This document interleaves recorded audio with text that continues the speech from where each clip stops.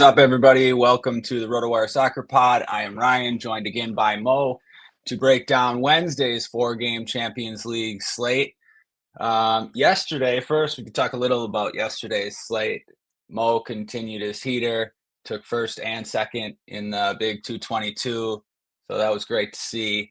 Pretty much everything we said on the pod yesterday is what we did with our lineups. I mean, well done, Mo. How'd you do it? I mean, Ryan, you're too humble, man. You acting like you haven't been on your own heater.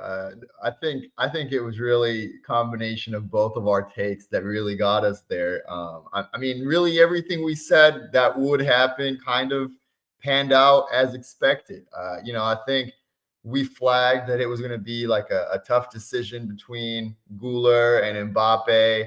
But once you kind of started playing with the salary and looking at the numbers, I mean, it was really hard to move off of Mbappe, and he delivered, right? I mean, the script was perfect. He just kept smashing in shots, and he got a little lucky with two penalties. We got lucky, and it worked out. You even went further and did the really smart thing, which was playing the keeper that was getting smashed with all these shots, and he ended up, I think, on 21 or 23 points. So that worked out well. I got lucky that even though the Spurs game probably didn't go the way I expected, they did hold on for the clean sheet. Vicario got his 10 points, and it ultimately didn't matter that Kudus didn't do too much. But otherwise, like we said, everything kind of worked out. Benfica was a big surprise, but a surprise in our favor.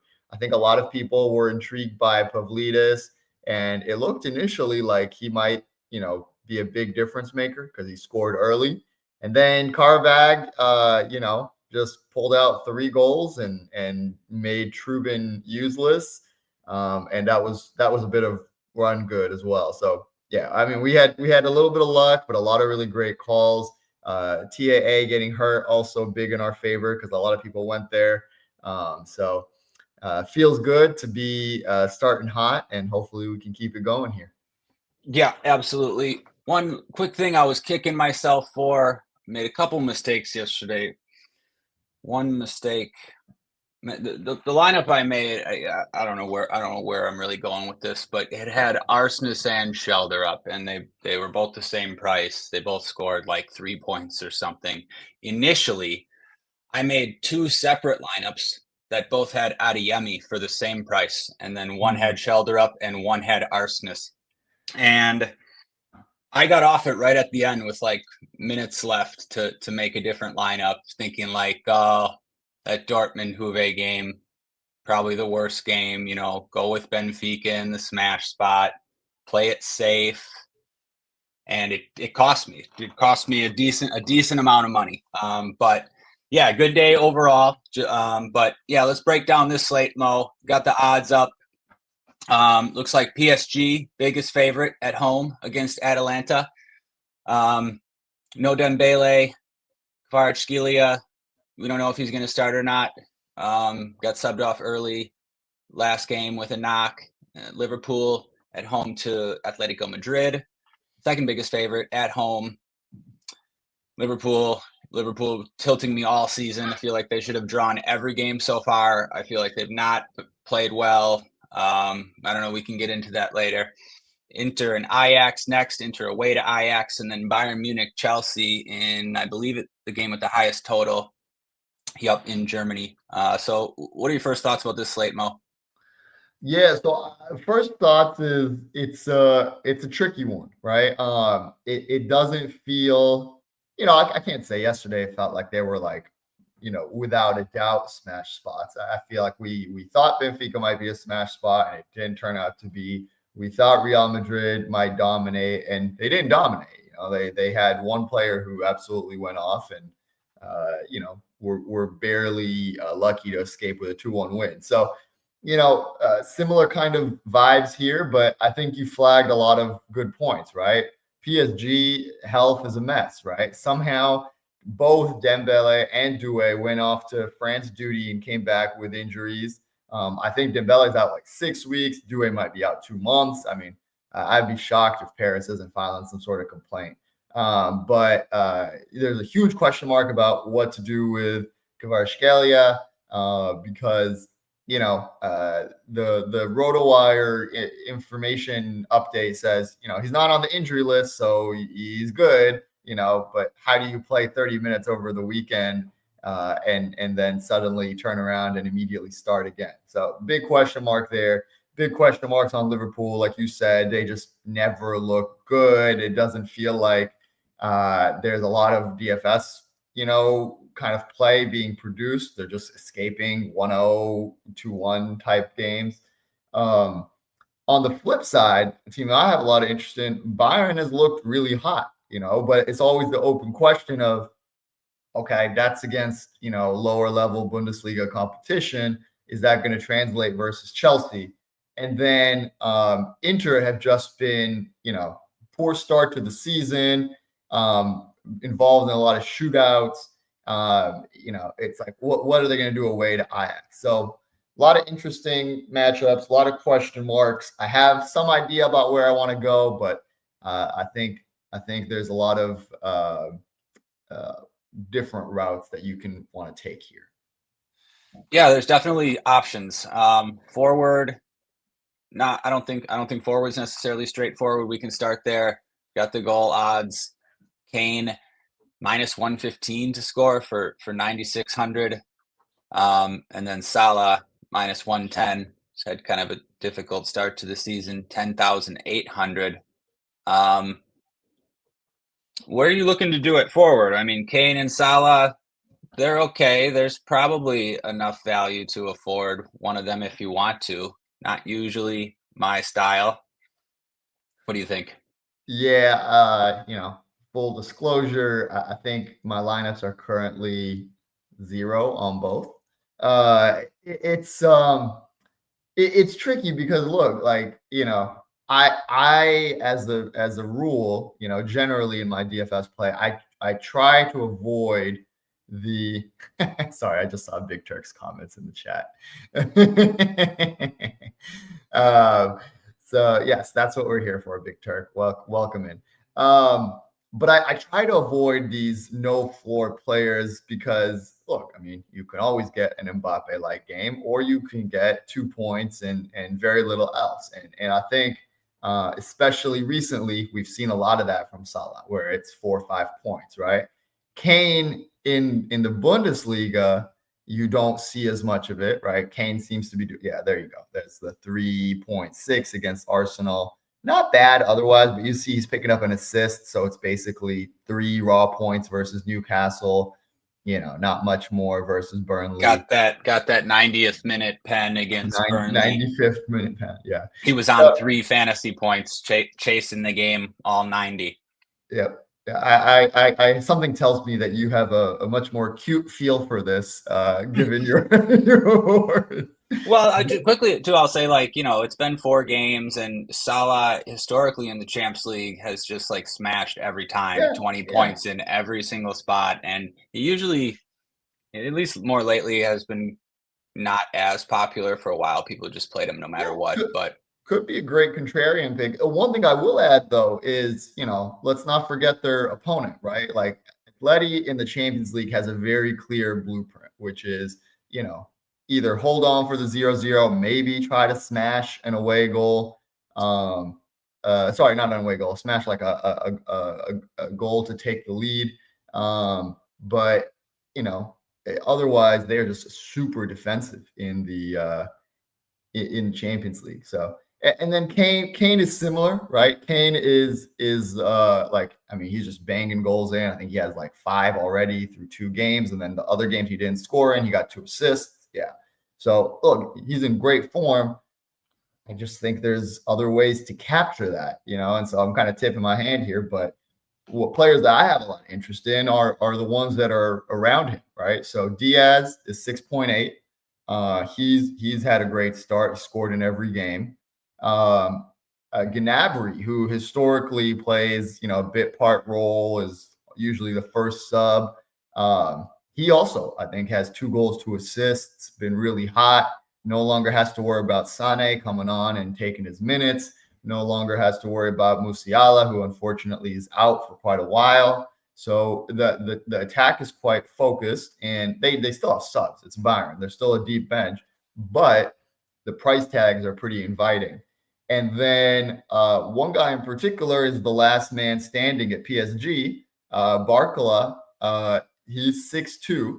Again, there's no Doué to come swap off with him. They might be in the position of starting a 17-year-old kid, the Mbai. I know that Ramos is historically not very highly rated anyway, right? So, much more than most slates, you have a chance that he goes into the 75th minute, the 85th minute, maybe even plays the whole game. And Barcola for 90 minutes, 6,200, that's really hard for me to turn down. So those guys are the guys I have the most interest in. But there's certainly a lot of plays all around. Yeah, good breakdown. Just one or two guys to add. Yeah, I agree about Barcola for sure. It's just as the last man standing at PSG at brace over the weekend. Like, Mbai's going to get subbed. I mean, I wouldn't necessarily think 90 minutes, but yeah. a chance, like a better chance than the other guys. Yeah. And he's been in good form, 2 goals over the weekend. Yeah. And I think go ahead. No, I didn't even see how much Ramos was. You'll probably get 90 minutes out of Ramos, but like no floor there, right? Just like a stationary number 9, but in the best spot. How much is he? 8,200.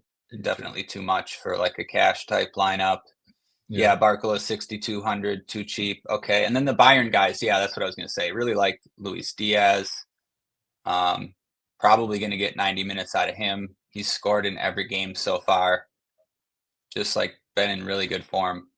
The most money ever spent on someone 28 years older or over, like by a long shot. Teams usually don't drop that kind of money, and you can see why. Yeah. Did you have something? Yeah. Did you have something else? Yeah, I think there's a lot of interesting questions depending on what shakes out from lineups, right? So first, if Kvaratskhelia starts, right, there is a decent chance that he does have Sept. Not all of them, because it's really gone around. Vitinha's taken some, Nuno's taken some, but there's a decent chance he has some sets, and he's going to be extremely ball dominant, right? Usually it's Dembele on there, it's Doué on there. If it's literally him and Barcola is not what I would call like a ball dominant winger. It's like if you get it to him, then he will absolutely attack and go for the shot or look to set up somebody. But he usually kind of waits, sticks to his wing and waits for someone to get the ball to him. Whereas Kvaratskhelia is happy kind of drifting around and making things happen.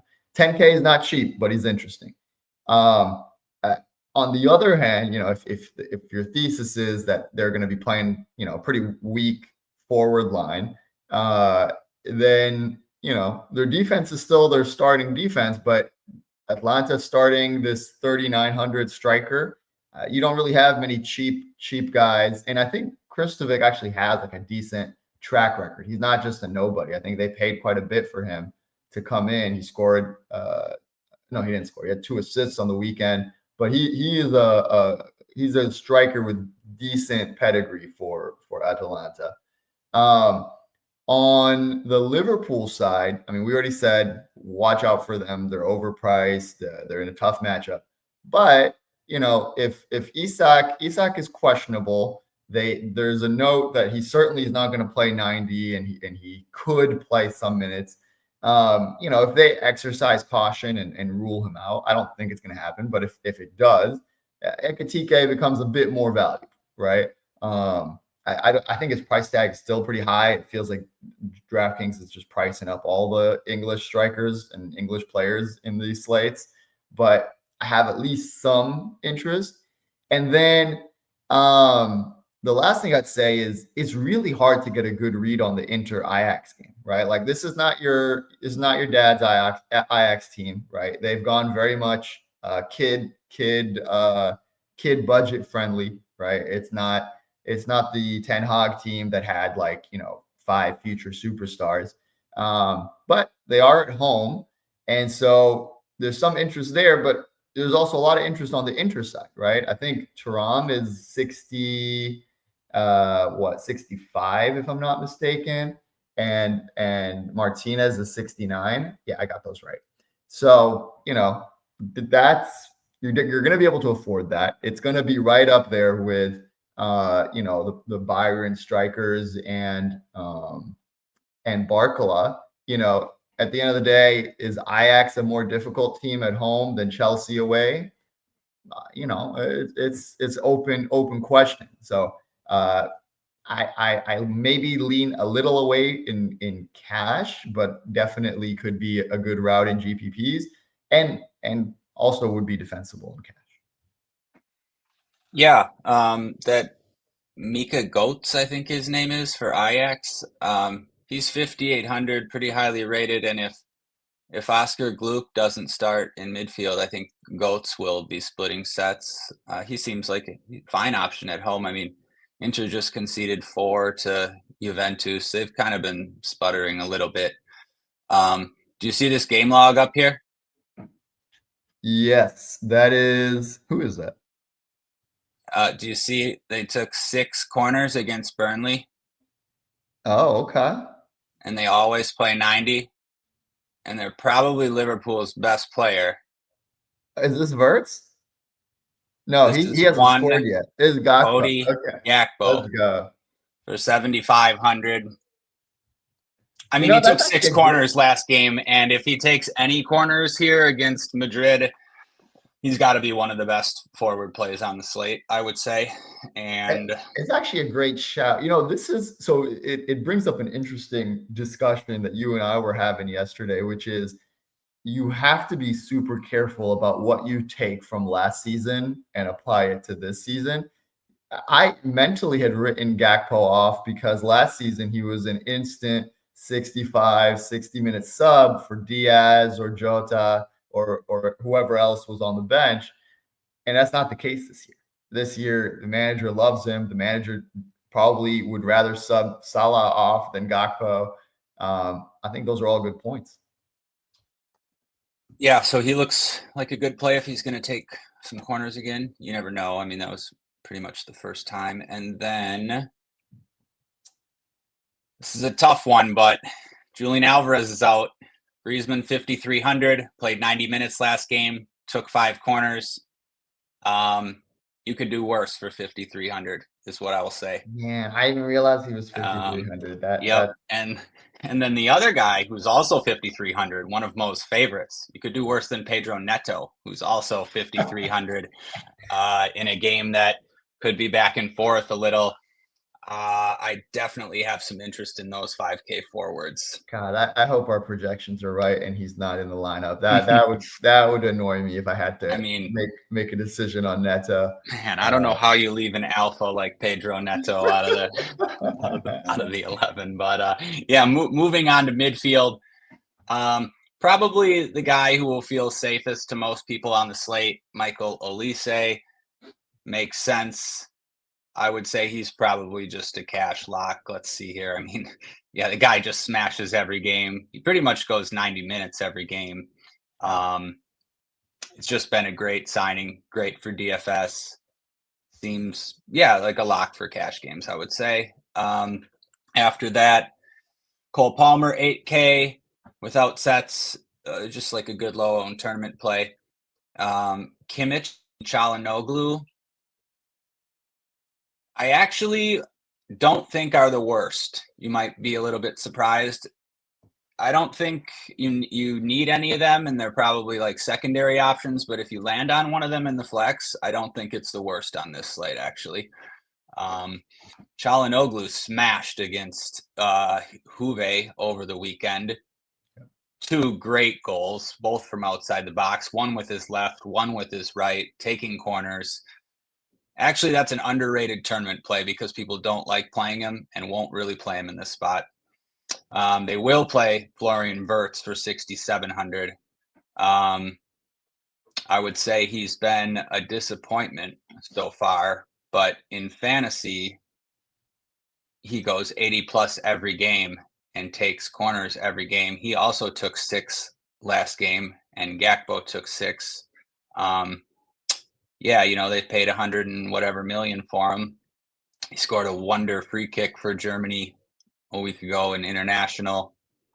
Probably going to be the second most popular after Olise, I would say. Going down the list,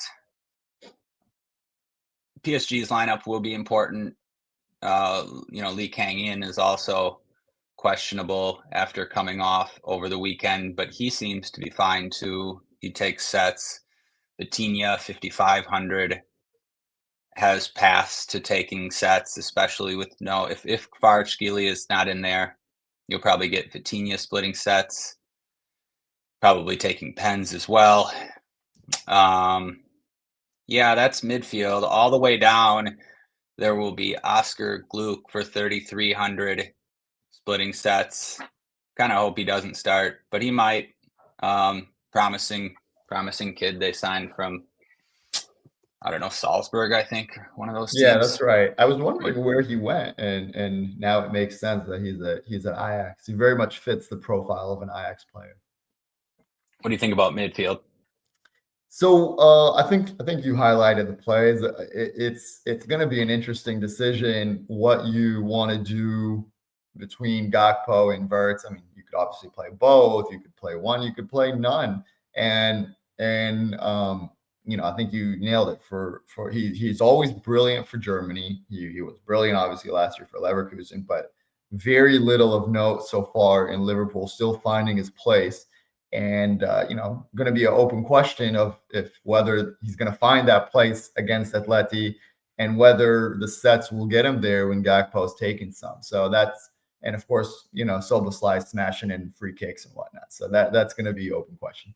I think that if you decide on this slate that you want to pay up for the big hitters, right? So that's Kane, maybe Salah, maybe others. You're going to definitely have a lot of interest in the PSG midfield guys. So Neves, I think, had a hat trick, if I'm not mistaken, a few weeks ago. And like two of them were like overhead kicks. So it's kind of a little bit of Russian roulette because he's going to give you a lot of games where it's just 4 or 5 points, but he can attack. He is a dynamic player and he's 3,800. So very comfortable fit. For 1,000 more, Fabian Ruiz has been lighting up Champions League slates for, years, right? It's just, for Spain, he's always the sneaky pick who's 4K and will somehow bag a goal and an assist. In the Champions League, it's very similar because he just kind of drifts into the space, right? He's never very well accounted for by opposing teams. It just kind of gets a layoff, smashes it, or gets the assist before the goal. I think the total for PSG is still very high. It's still 2.25. So you can probably feel decent that some cheap piece, and I would include Vitinha in that, has a decent chance of picking up a goal or assist and making a big difference. So I like all of those. I have currently in my mix Szoboszlai, just because he has been crossing more. He always has the ability to get you a goal off of a free kick or really, wherever. Oh, a note of caution, the salary is a little higher for his position, 6K. And another note of caution is he's expected to deputize for McAllister today rather than Bradley. The way Liverpool play, when you play as a fullback, you're expected to whip in a lot of crosses. You're expected to play a bit more in the attack. When you play as a defensive midfielder, I mean, Gravenberg plays the furthest back, but the second one plays a bit back as well. When McAllister isn't, scoring 30-yard bangers or taking sets, he actually is pretty limited. And I would expect Szoboszlai to have similar restrictions. So word of caution there. And then I think you flagged the other plays correctly. I think I like what they did with the salary for Bayern's midfield. I think, the minimum price that Olise should be is 9,400. And I think even then, a lot of us are going to play him. I think 7,300 for Kimmich is a little on the pricey side, but, there's so many slates where he just easily puts that behind him. And I think, yeah, he's probably been comfortably getting around 10. And if at the moment that he gets an assist or anything, that will go up. I think it's worth flagging. I mean, it looks like he has a pretty good split with Olise, but it is pretty low corner numbers, 1-3-1, and that's his bread and butter. So, is he going to have more against Chelsea? We don't know, but you should be aware of that. The cheap plays are also there for Byron, right? Like Pavlovic, I think is what, like 30 something maybe. And Limer, I think is, let's see here. Limer 35, Pavlovic is the stone minimum, 3. So, these are guys who, similar to the PSG guys, I will say neither of them is as attacking as the likes of Ruiz and Neves. But again, the way Bayern play, there's going to be a layoff. There's going to be a cross they put in that makes the difference. So I have interest in them as well. Yeah, I agree with pretty much all that. PSG guys for sure. Fabian Ruiz, definitely one of the GOATs. Yeah, can get there in so many ways. Great tournament play. Yeah, I thought I had one more thing, but I forgot. Oh, Soboslai. Yeah, I agree with the positional thing. The counter is that he like always goes 90 and ends up in different positions in the second half by the end of the game. Sometimes ends up on sets at the end. It's tilting because I've just been like fading him every time. But where Verts gets subbed, whoever else does. Soboslai's taking free kicks at the end. He's so 6K is not that bad. He's fine. Yeah. Okay, on to defender. Yeah, okay. Defender, we have Hakimi, 6,400, highest price defender. Feels maybe a little cheap, but maybe not. With PSG kind of undermanned a little bit. Next, I think we would consider. Bellanova split sets for 5,200. He's done all right this season. Nuno Mendes for 5K, I think, will be probably the first option people like strongly consider. Would probably split sets in this lineup, and we've seen he has plenty of goal and assist upside. He's been great over the last year. The only thing, he hasn't been playing too much. They ran him into the ground over the summer too. He played every game for Portugal, 90 minutes, and then PSG in that Club World Cup. But still, it'd be tough to not click Nuno Mendes here. I think Fede DeMarco, 4,700, also seems too cheap. Although more often than not, we see DeMarco score about 7 points and come off at 60 minutes. Yep. He's done better this year, but it's 3 games against weak competition in Serie A, not away Champions League games. So not a lock, I would say. Reece James will probably split sets. And I don't think people will really consider him here, but I think he's a fine tournament option. Yeah, I think that's defender. Mo, what do you think? Yeah, I think defender is interesting. I think, These ads out of here. I know Ray-Bans, we're really pushing this today. Yeah. Maybe more than YouTube 15. So I like what you said about Hakimi, right? Like you got to think about it, this way. If PSG do have a lineup where the attack is less than 100%, which to me is anything where Kvaratskhelia doesn't start. If they start with the projected lineup here, they got to get their attack from somewhere, and you're going to see Hakimi pushing up a lot. That's really what I expect. And so at that point, if he's playing forward for 6,400, obviously tracking back and whatnot, but he's playing really far up. I do agree with you. That might just be too cheap. On the Nuno side of things, it's really an interesting question because it's hard to get a read on how PSG have decided they're going to deal with their sets, right? Obviously, there's that one game where Nuno took 7, and it was like monopoly for Nuno. And then the next game, in a 9-goal thriller, he gets subbed off at the 45th minute without a single set, and it's back to Vitinha, and it's back to the likes of maybe Dembele, maybe Lee, So it's really, they have a lot of folks that they feel comfortable putting on sets. And I think one thing we could say is if Lee starts, he usually has the priority. Like the coach views him very much as a set piece specialist. But after that, I can't be sure that Nuno is going to take a majority. I can't be sure that Vitinha has a role. A lot of open questions there. But 5K, you can afford to take the risk. His general floor as a player without sets is not something that is to shy away from. I think DeMarco at 4,700 is hard to look away from. I think you flagged the risk correctly.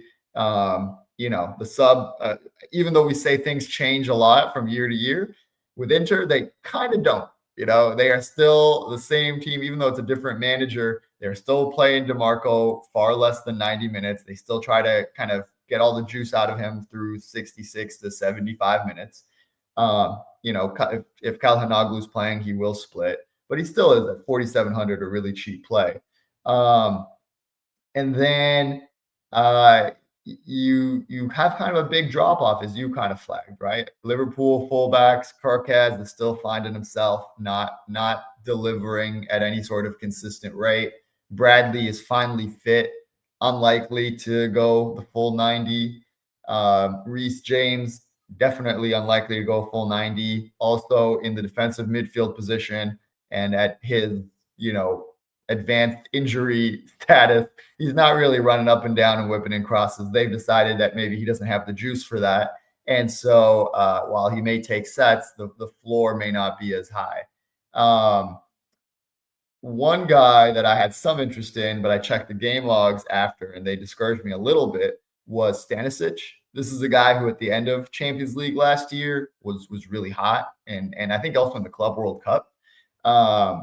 And he's an attacking player. He has it in his toolbox to really push up, and he has the trust of the manager. I mean, he is their left back. The experiment with putting Kimmich back there is over, and he'll play 90. The issue is, when everything is ticking, when they're smashing these teams 5-0, 6-0, he's only putting up 4.7, 7.8, which is not. I mean, for 3,900, it's not bad, but it's not necessarily what you want. So not many that are standing out other than the ones that we mentioned. I think it's going to be hard to move off of them. There are alternatives, but you're going to want to have a good salary reason to go there. Yeah, it's just funny, Mo.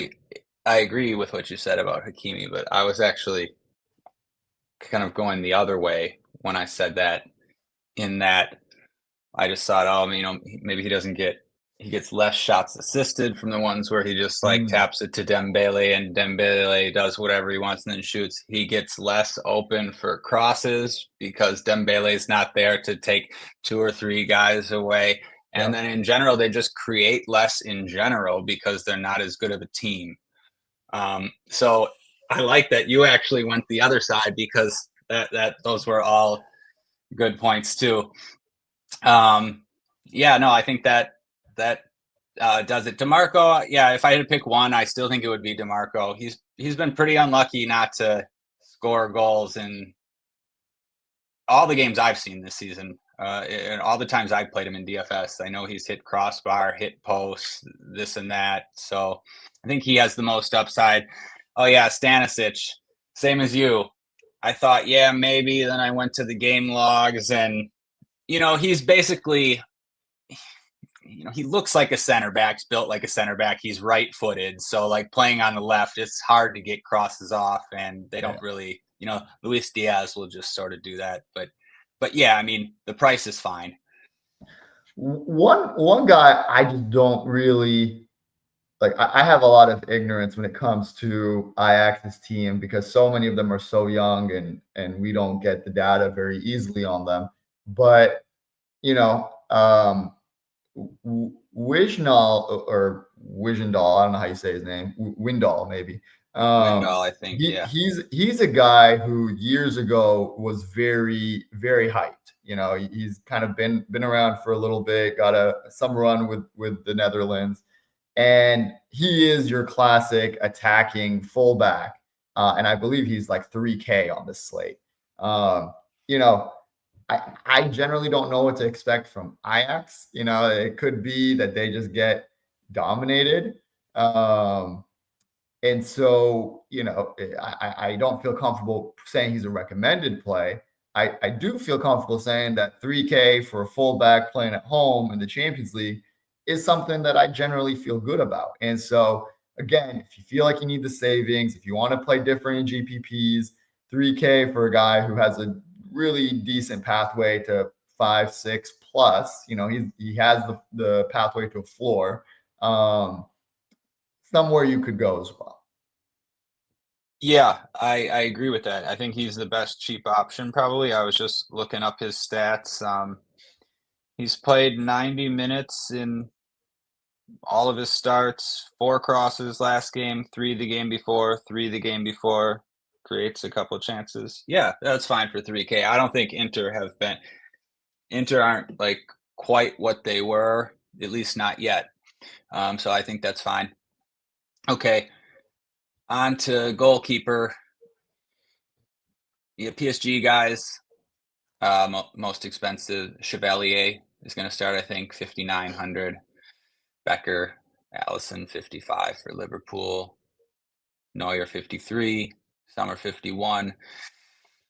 I don't really have, yesterday you said I played Rui on one of my lineups for Marseille. I mean, that's because he's playing against Madrid and Mbappe, who are just going to rip tons of shots, and he's just going to get saves. Maybe it won't be like it was, but even Rodrigo does the same. I mean, these guys take a lot of shots that aren't necessarily going to go in because they're so good, and they can go in once in a while.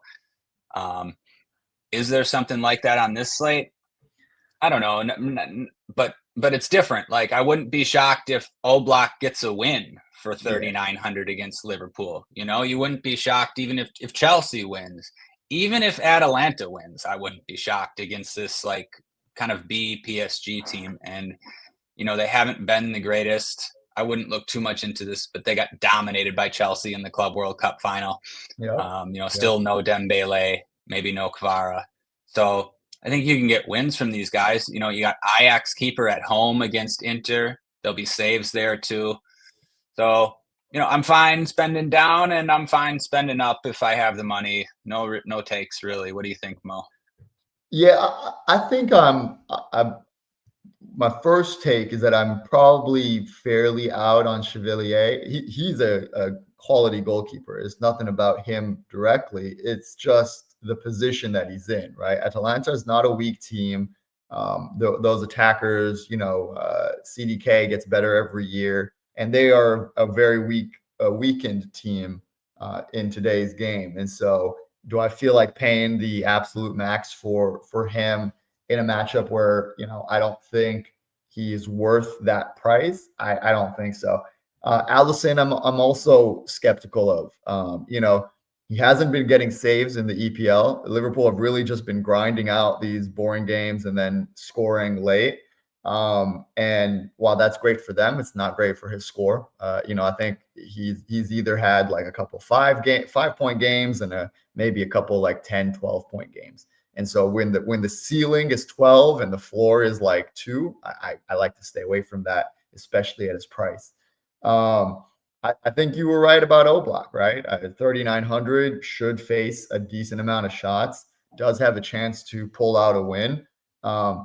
Not going to recommend him necessarily because I think Liverpool's Houdini magic will continue today, but I think you could be very comfortable going there. I think the ones I have the most interest in is probably Neuer, Sommer, and Yaros. And I think Neuer, has hurt you every time you've played him. He's hurt me a couple times as well. It's hard with him because you just never know when he's going to decide to take the second half off and sub himself off. And Bayern in general don't ever play with like a huge defensive rigidity. I mean, even the names here, Leimer is not the most shut down right back. He's a defensive midfielder converted into a fullback. Stanisic, like Ryan said, kind of a center back play that also marauds up. They're just not the finest defensive names. So Neuer is interesting, partially because he should be exposed to shot volume, but he can also concede and do you not much good. And then I would say if you have a position on the Ajax Inter game, I think it would be a good idea to go there because they are both priced in a way that whatever position you take, they'll be too cheap. So if you think this is an Inter smash, Sommer is too cheap. If you think Ajax, prevail at home, Yaros is too cheap. I think they both should face shots. They both should be in a competitive game. Whoever wins is likely, I think, to end up with a good score. I agree. Yeah, you brought me back with that Neuer game, man, when he got subbed. That happened. I played him that slate, and it happened to be the slate where I played the most amount of heads-up action I've ever played in my life. I was not a happy camper when Neuer got subbed off. Somehow I miraculously hung on to win by like 2 points, but oh man, that gave me some nightmares there, Mo. Hey, we've all been there, Ryan. We've all been there. Yep. Okay. I agree with everything you said. Man, I have a little note for Adam here. If you don't want us to bring up other websites, maybe don't have Esteval in the starting lineup. We know Pedro Neto is starting. This is the Champions League. Other than that, yeah, RotoWire 15 or YouTube 15. Sorry for 15% off anything you want from RotoWire. Anything else, Mo? I do have one more guy I wanted to mention. I've got to bring him up because he finally broke out over the weekend. Nobody's going to play him in tournaments. This PSG team's going to get scored on. CDK. Charles de Ketelaere with the brace over the weekend. 6 chances created. Took a corner. 40 DK points. Takes pens sometimes. Kid is a stud. I would have been happy if Arsenal or Spurs signed him. I was even rooting for Spurs at one point after the Eze stuff. Kind of felt bad for them. But anyways, YouTube 15. Mo, anything else for this slate? No, I think you nailed it. I like that CDK is our last shout out. The guy is, like you said, absolute stud, just immensely talented. I think he had a move earlier in his career that just came too soon, but to AC. Yeah, but he is just supremely talented. I think last year we had a couple slates with him at like 4,500, and the people who went there were rewarded with like a 20-point game. So absolute stud, can't go wrong. But otherwise, good luck, everybody. I think it's going to be a fun, interesting slate. I would be shocked if we run as hot as we did yesterday, but it was great to see everybody in the chat talking about how much the pod helped them. So hopefully we see a lot more of that today as well. Yeah, thanks, Mo. Good luck to everybody. Hopefully we see RotoWire at the top again. Hopefully Esteval doesn't start or I'm going to get fired. I just found out there's a Champions League slate tomorrow too. So did not know that. Maybe we'll do another pod. We'll see. Good luck, everybody. Good luck, y'all.